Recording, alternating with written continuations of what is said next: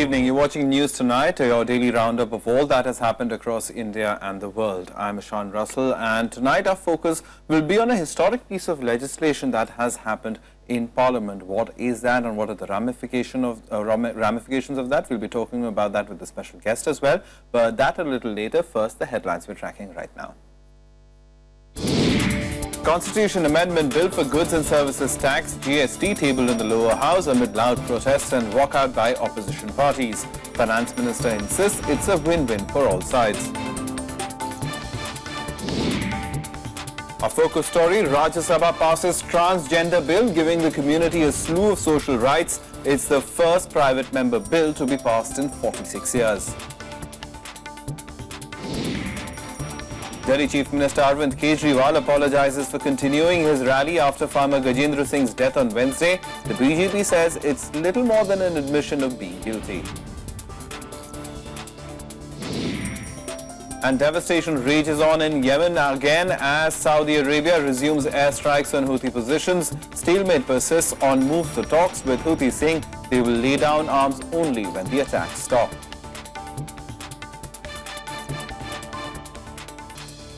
Our top story this evening: the GST Constitutional Amendment Bill was moved in the Lok Sabha today for consideration amid stiff resistance by several opposition parties.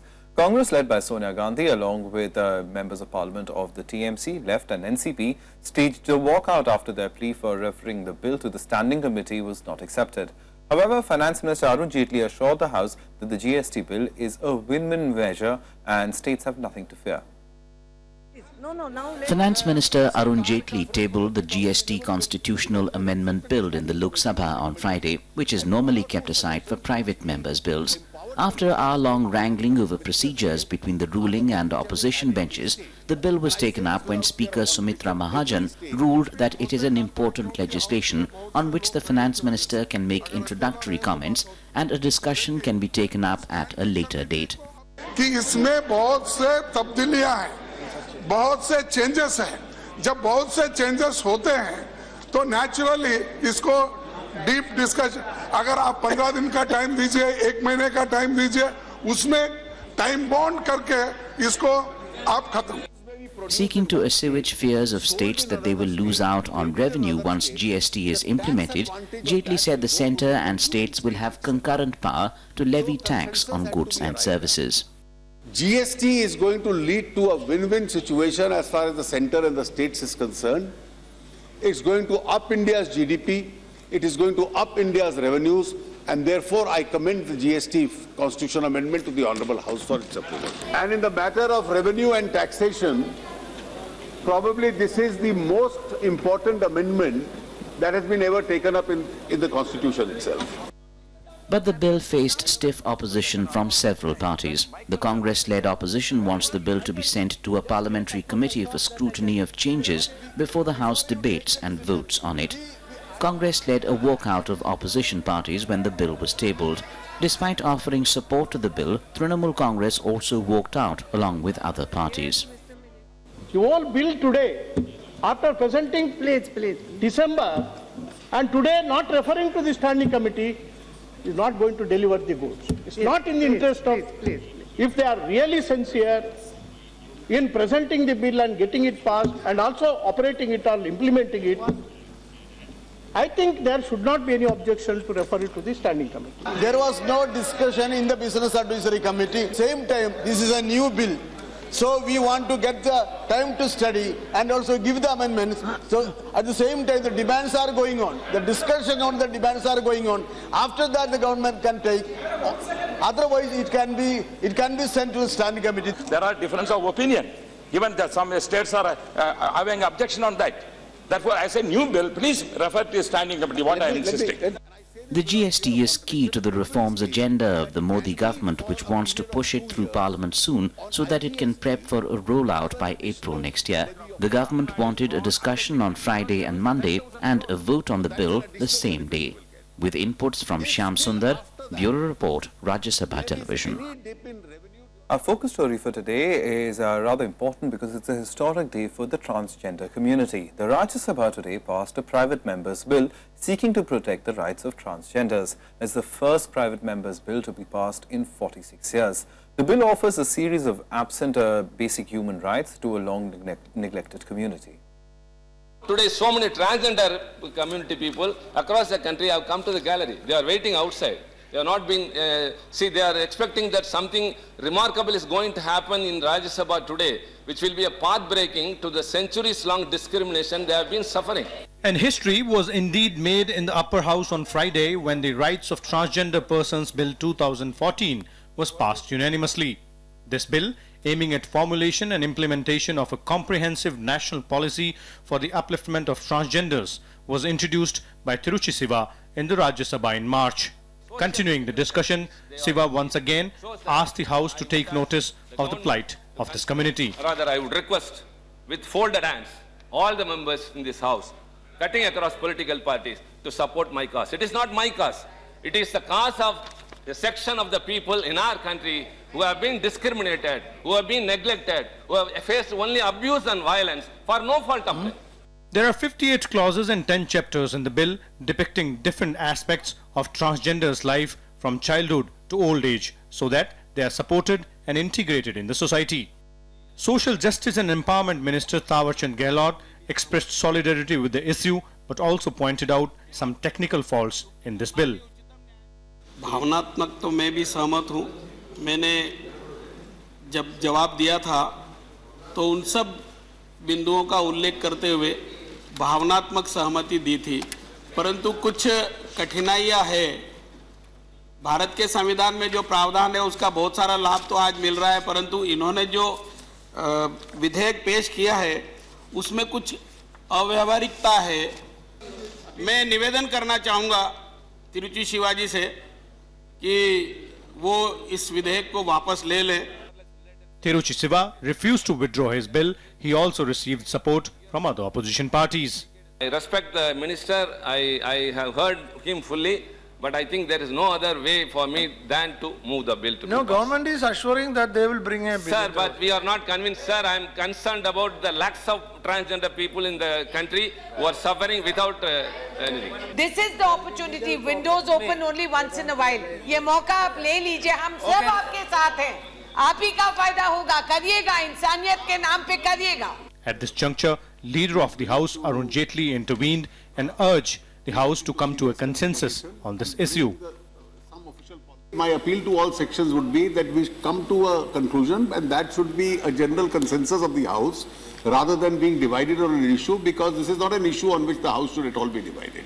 The bill was finally passed unanimously by the upper house, making it 15th private member bill to be passed after independence. The question is that the bill as amended be passed. Those in favor, please say aye. Those against, please say no. I think the ayes have it, the ayes have it, the ayes have it. The bill as amended is passed.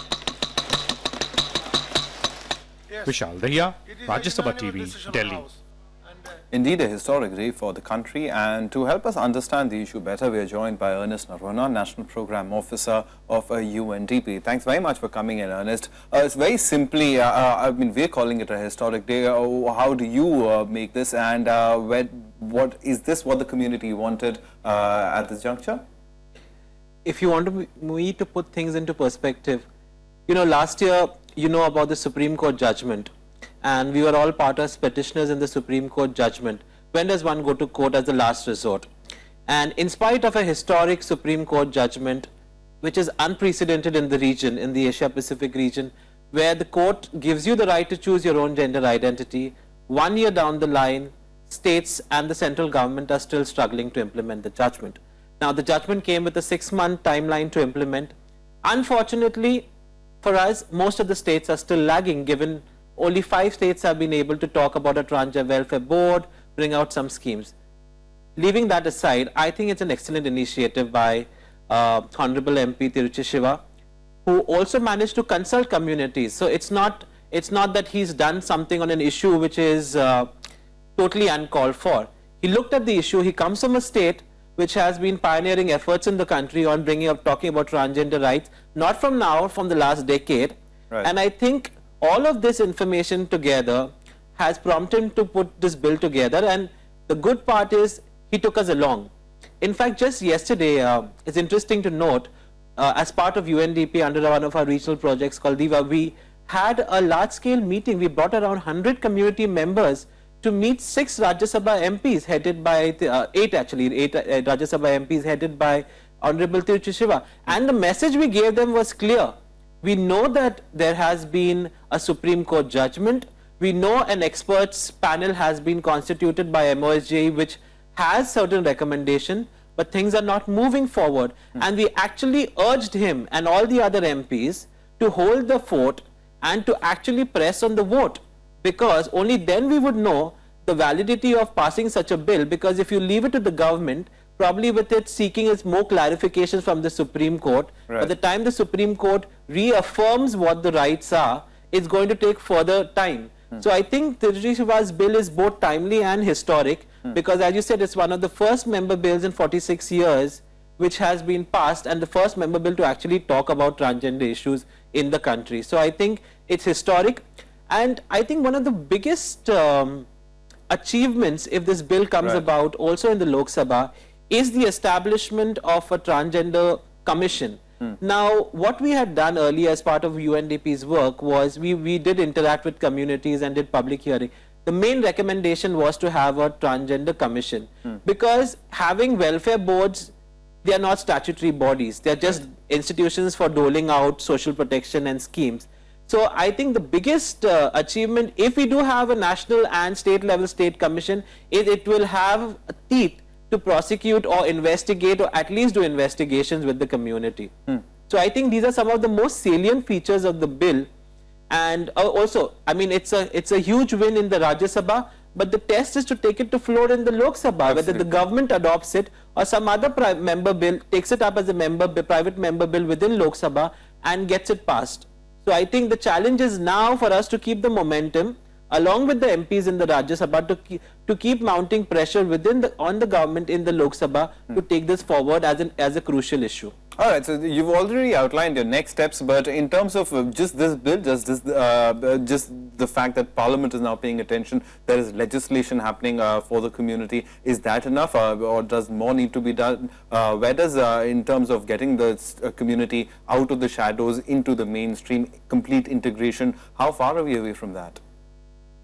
That's a very difficult question to answer, because the fact is that you cannot, through one piece of legislation, pull a community out which has always been on the fringes of development. Come on, give the community a break. I mean, it's good effort. We had to fight for our case right up to the Supreme Court, and now we have to depend on legislation to get us out of the shadow. No, the fact is that it's good. This legislation will definitely help, but the biggest part is social integration, and that's what the government should be doing, because if the Modi government's mantra is Sabka Saath Sabka Vikas, we do expect that transgender communities are part of this mandate package of the government.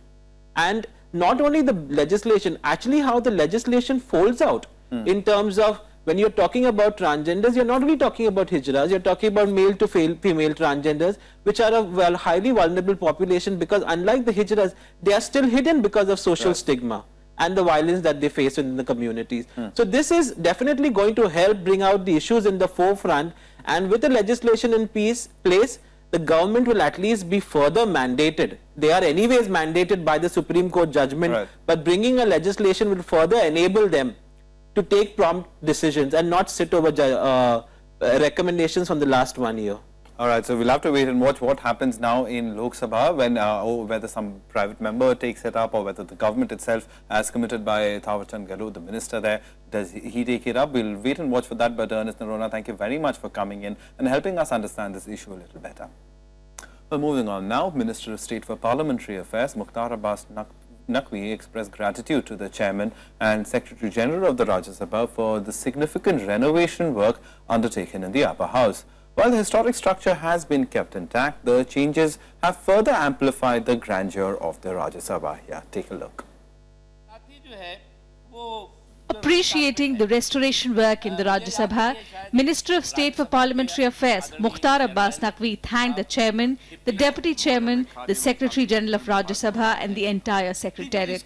सदन की गरिमा और सदन की जो structure है, जो heritage structure है, उसको बिना नुकसान किए हुए और उसको बिना किसी तरह का बदलाव किए हुए ये एक इतना बड़ा परिवर्तन हुआ है, इतना बड़ा रिनोवेशन हुआ है, इसलिए हम पूरे सदन की तरफ से चेयरमैन साहब को, डिप्टी चेयरमैन साहब को, सेक्रेटरी जनरल साहब को और पूरे राज्यसभा के सचिवालय के सभी सदस्यों को हम इसमें बधाई देते हैं और धन्यवाद करते हैं।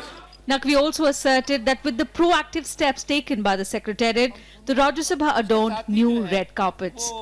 जो रेड कारपेट है, मुझे याद नहीं है, शायद 20 साल पहले, 25 साल पहले कभी ये कारपेट जो है वो बदली गई हो तो मुझे नहीं मालूम, लेकिन ये रेड कारपेट भी जो है नई है और ये बदली गई है। उसके अलावा ये जिस पे हम लोग बैठते हैं, इसमें भी जो है वो पूरी तरह से उसको रिनोवेट किया गया। The efforts to refurbish the hall that houses the Rajya Sabha in the Parliament complex were hailed by many parliamentarians. The Deputy Chairman also defended the restoration work in the upper house, calling it the beauty of change. That is the beauty of the change. Without appearing that the change is made, renovation is made, it is renovated. Kriti Mishra, Rajya Sabha goes TV. to the Secretariat and the Secretary General. Well, time for a quick break right now, but coming up on the other side, the Delhi police has turned down the Aam Aadmi Party plea for a magisterial probe into the farmer's death at Jantar Mantar rally this week. More on that on the other side.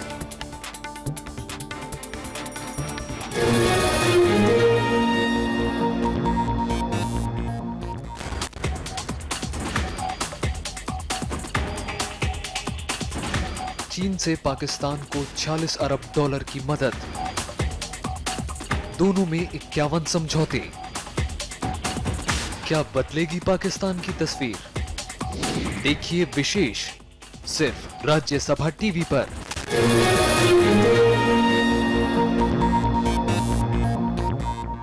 Welcome back. You're watching News Tonight. The Delhi Chief Minister Arvind Kejriwal today extended an apology for going ahead with his rally even after farmer Gajendra Singh was rushed to hospital after an alleged suicide attempt on Wednesday. However, he denounced what he called drama over the incident and called for action to help farmers rather than politics. The BJP termed the apology a little more than an admission of guilt. मुझे लगता है हाँ ये मेरी गलती थी, शायद मुझे नहीं बोलना चाहिए था उस टाइम, लेकिन उस टाइम ये बात नहीं सूझी, उसकी वजह से किसी की भी संवेदना को अगर ठेस पहुंची, मैं उसके लिए माफी मांगता हूं। Amid a barrage of criticism for insensitivity, Arvind Kejriwal decides to go on the back foot. After farmer Gajendra Singh was rushed to hospital, Kejriwal had launched a tirade against the Delhi police, blaming it of inaction. He insists, however, that it was not clear to him what had happened as he sat on stage. Kejriwal held closely on to a pro-farmer approach. आपको जो भी conclusion draw करने हैं, निष्कर्ष draw करने हैं, आप निष्कर्ष ड्रॉ कर सकते हैं। मेरी हाथ जोड़ के आपसे विनती है, इसके चीथड़े उड़ाने बंद कर दीजिए, इससे किसानों का भला नहीं हो रहा है।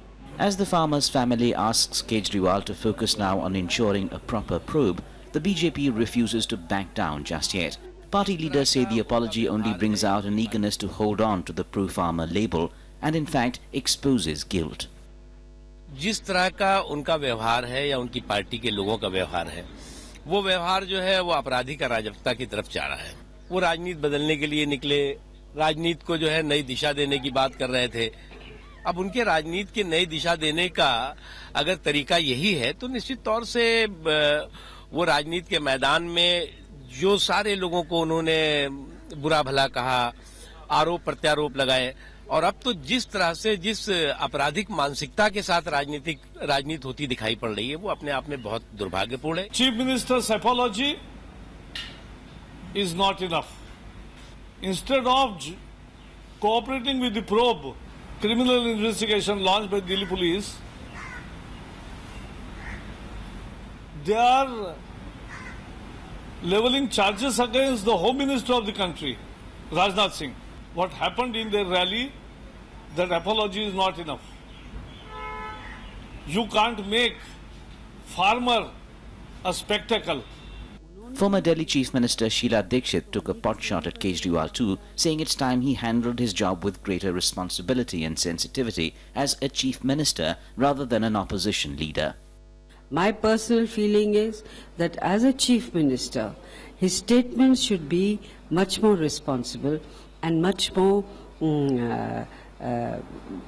joining together and meeting the challenge of tragedies which take place like this, rather than politicizing it. In its police complaint, the AAP blamed Delhi police of not cooperating to save the man. Delhi police claims AAP workers were instigating him. A crime branch probe is underway with both sides in the dock. Bureau Report, Rajya Sabha Television. Now, the Rajasthan government today handed over 4 lakh rupees as compensation to the family of Gajendra Singh, the farmer who had committed allegedly suicide at the AAP rally in Delhi on Wednesday. State Health Minister Rajendra Singh Rathore met the bereaved family members at their residence in Dausa district. He also assured the family of government help in seeking a thorough probe into his death. Meanwhile, the Delhi police today refused to submit documents related to the case to the district magistrate. On Wednesday, the Delhi Police Commissioner had ruled out a magisterial probe sought by the Aam Aadmi Party. District Magistrate Sanjay Kumar is now contemplating criminal complaint against the Delhi Police for obstructing a government servant doing his duty. Both the Delhi Police and the Aam Aadmi Party have accused each other of not doing anything to save Gajendra Singh, who hanged himself from a tree in full public glare. Delhi police की किसी के साथ लड़ाई नहीं है। हम सरकार का एक अंग हैं। हमें सरकार के हर अंग के साथ में मिलकर काम करना है। उसी पर्टिकुलरली क्रिमिनल जस्टिस एडमिनिस्ट्रेशन के 3 हिस्से माने जाते हैं। एक पुलिस है, एक जुडिशरी है और एक प्रिजन है। तो हम तो अपने आप को एक कानून का एक इंस्ट्रूमेंटैलिटी मानते हैं। कानून की इंस्ट्रूमेंटैलिटी की किसी के साथ में झगड़ा नहीं हो सकता, इस बात को आप मान के रखिएगा। Now, Prime Minister Narendra Modi today called for ending the Sarpanch Pati culture in panchayats, calling on husbands of women sarpanches to stop interfering in their wives' works. Now, the Prime Minister was speaking at the National Panchayati Raj Day function in Delhi, where he also pitched for a leadership role for elected village representatives in order to alleviate poverty and promote education. He expressed concern over the rising number of school dropouts and suggested panchayats step up their role in this regard. He also told sarpanches to organize frequent meetings of all working and retired employees belonging to a particular village to increase community participation and bring about positive changes in the village. The Prime Minister also gave away the annual awards to Gram Panchayats and Zilla Parishads. कानून ने महिलाओं को अधिकार दिया है तो उनको मौका भी देना चाहिए और मैं कहता हूं जी वो बहुत अच्छा काम करेगी, आप विश्वास कीजिए, बहुत अच्छा काम करेगी। पता है उनको कि सरपंच के नाते अपने गांव में कितने प्रकार के काम हैं, किन कामों में ध्यान देना चाहिए, सब चीज का पता है। ये सामर्थ्य है हमारी माताओं बहनों में और इसलिए ये एसपी वाला जो कल्चर है ना वो बंद होना चाहिए। And news about the net neutrality debate. The Telecom Department has called a meeting of a multi-stakeholder advisory group to discuss the issue of net neutrality on the 27th of April. The meeting will take place after the try deadline on taking responses on net neutrality came to an end today. The multi-stakeholder advisory group was constituted by the Department of Electronics and IT in February last year. It has 39 members representing the government, industry, academia and civil groups. Apart from representations from the Ministry of External Affairs, Information and Broadcasting, Home, Law and the National Security Council Secretariat, industry chambers like CII, FICCI, NASSCOM and ASSOCHAM are also on board. The TRI has already received over 1 million emails in favor of the issue. However, protests continued across the country for the cause of net neutrality. Well, let's take a look at our other national news and updates in Nationwide. Home Minister Rajnath Singh today conducted an aerial survey of the areas affected due to the deadly nor'wester storm in Bihar. He was accompanied by Union Ministers Radha Mohan Singh and Ravi Shankar Prasad and State Chief Minister Nitish Kumar. After assessing the damage, Rajnath Singh assured all possible central assistance to the state government. The killer storm has so far claimed over 60 lives. Telangana Chief Minister K. Chandrasekhar Rao, also the President of the Telangana Rashtra Samiti, was formally re-elected as party chief in Telangana. Electoral officers said that the 5 sets of nomination papers were received for the party chief's post, all in favour of Chandrasekhar Rao. This will be KCR's 8th straight term as the party chief. Students at Kolkata's Presidency University have locked the Vice-Chancellor and Dean and Registrar of the college inside their rooms for almost 24 hours. Students are demanding a test be made compulsory for admission into the institution in all departments. The faculty has now agreed to have a discussion with the students on the new admission guidelines. The National Green Tribunal has issued notices to 71 hotels, roadside dhabas and resorts for encroaching the eco-sensitive zone after the CAG report on the dire state of the management of the Kaziranga National Park. The report points at rampant construction and parking on vast stretches of contentious and National Highway 37 that passes through the park, which figures on the World Heritage List. Meanwhile, the park authorities seem unaware of these illegal commercial ventures on the highland. South African anti-apartheid leader Archbishop Desmond Tutu reached Dharamshala on a visit on Thursday. He said that he hopes for a free Tibet while addressing a gathering at the Tibetan Children Village. The Archbishop is in Dharamshala to celebrate Tibetan spiritual leader Dalai Lama's 80th birthday on the 6th of July.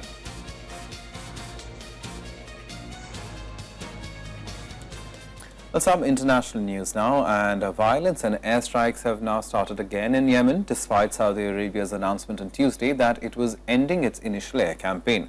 Saudis and Houthis are talking publicly about the need to move on from the conflict, but it still remains unclear if they can reach any kind of agreement.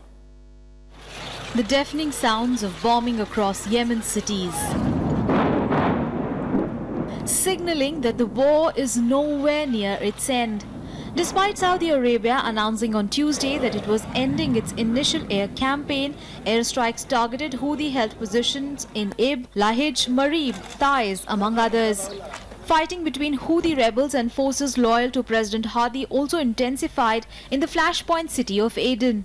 So now we enter a new phase where the objective of this new phase is to continue to protect the civilians in Yemen from takeover by the Houthis, to counter any aggressive moves by the Houthis in Yemen, and to work on enhancing the flow of humanitarian assistance to Yemen and ease the work of international humanitarian organizations in Yemen.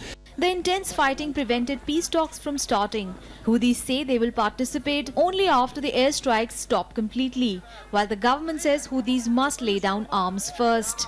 Previous talks between the rebels and the government of Yemeni President Hadi failed in January after rebels attacked presidential palace in Sana'a. لا يوجد أي تواصل في الوقت الحاضر.